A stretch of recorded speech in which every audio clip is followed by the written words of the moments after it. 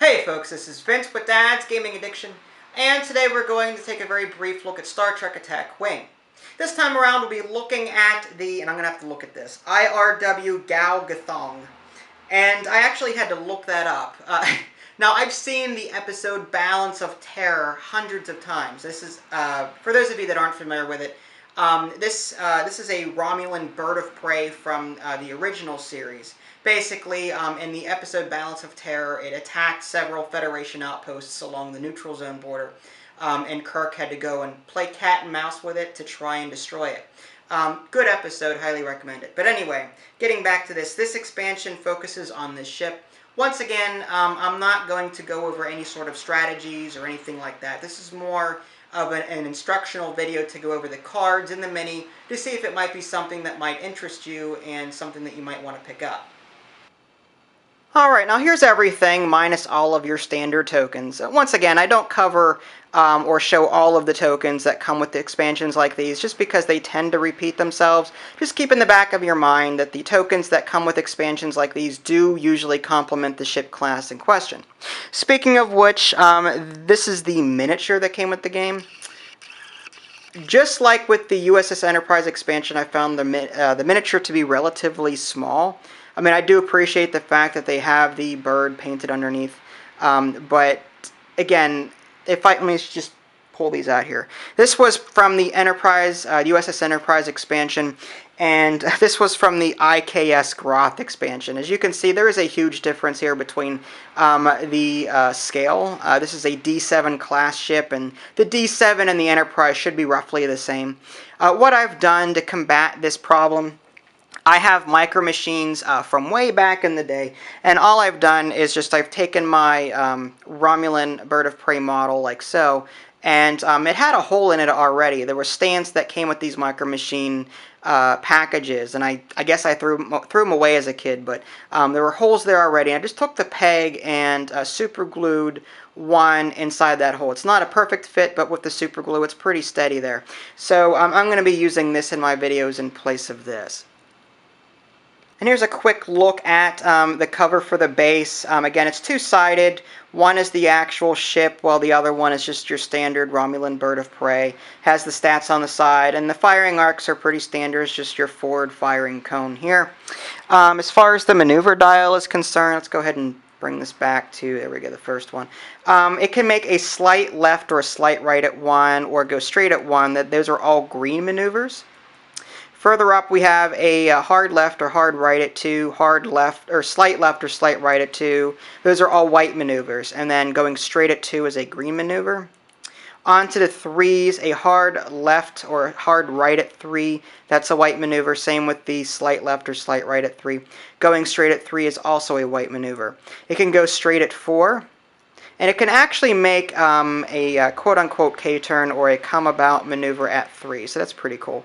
That's something that the Enterprise D couldn't do, and I'm glad to see that this has the ability. The D-Derrida class ship, I don't believe, had a come-about, so having this on the Romulan bird of prey should come in handy.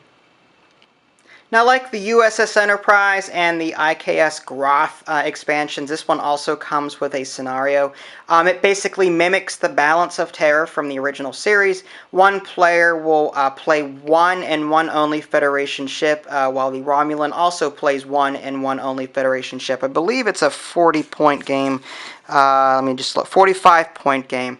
And basically the objective here, the Federation has to destroy the Romulan ship, while the Romulan ship has to destroy 2 Federation outposts and escape back across the neutral zone.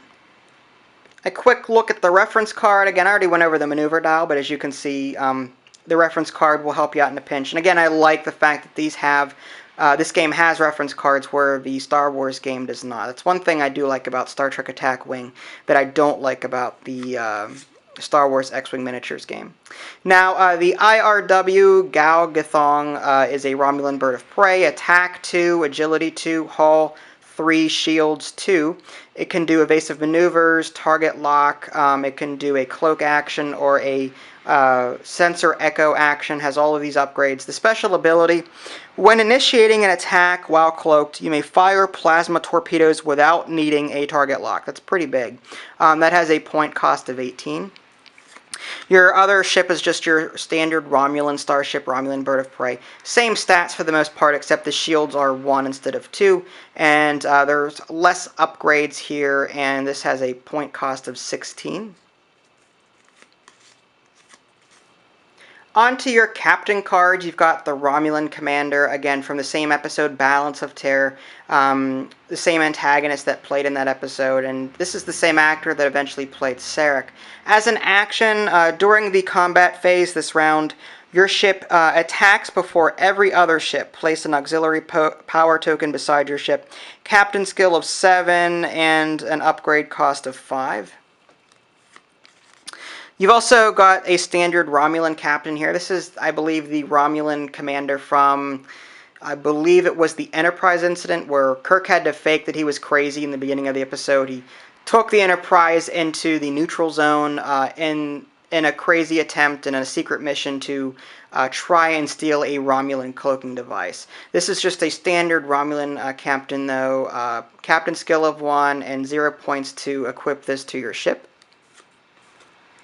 As far as upgrade cards are concerned, you've got Plasma Torpedoes, allows you to roll 4 attack dice, range 1 to 2. As an attack, target lock. Spend your target lock and disable this card to perform this attack. You may re-roll all of your blank results 1 time. You may fire this weapon from your forward or rear firing arcs. That has an upgrade cost of 3. The Centurion, when one of your, again, I don't know the symbol or the name of this symbol, but it's like a chevron. One of your upgrades with this matching symbol or your captain is to be disabled or discarded, you may discard this card instead. So this is sort of like a defense card of sorts. It has an upgrade cost of 4. Decoy, this was something that was sort of used in the Balance of Terror. The Romulan commander tried hiding in this nebula. When defending this is the tail of a comet, rather. When defending, before any dice are rolled, you may discard this card in any one of your, looks like photon torpedoes or modification upgrades to force your opponent to roll 3 less attack dice for this round. This has an upgrade cost of 4. Double back after performing a, I keep wanting to say barrel roll action. It's a sensor echo action. You may discard this card to immediately perform a 1 back or 2 back full astern maneuver. That has an upgrade cost of 5. Romulan Officer action. Discard this card. If you initiate an attack while cloaked this round, add +2 to your attack dice. You cannot roll any defense dice this round. This is an upgrade cost of 5. It's a one-time use. Nuclear warhead. This is sort of like the mines in Star Wars miniatures game. As an action, at the end of your activation phase, discard this card and place a Minefield token within range 1 of your ship, but not within your forward firing arc and not on top of another ship. If a ship enters the Minefield on a future turn, roll 3 attack dice. Any hit or critical damages the ship as normal. The affected ship does not roll any defense dice. That has a upgrade cost of 3. And there you have it. Nothing fancy, but it should give you a general overview of what comes with this particular expansion, the I.R.W. Gath'thong. You can check out my review of the base game at www.dadsgamingaddiction.com, or you can click on the links in the below description. That'll take you there as well. This is Vince. Thanks for watching, and I'll catch you next time.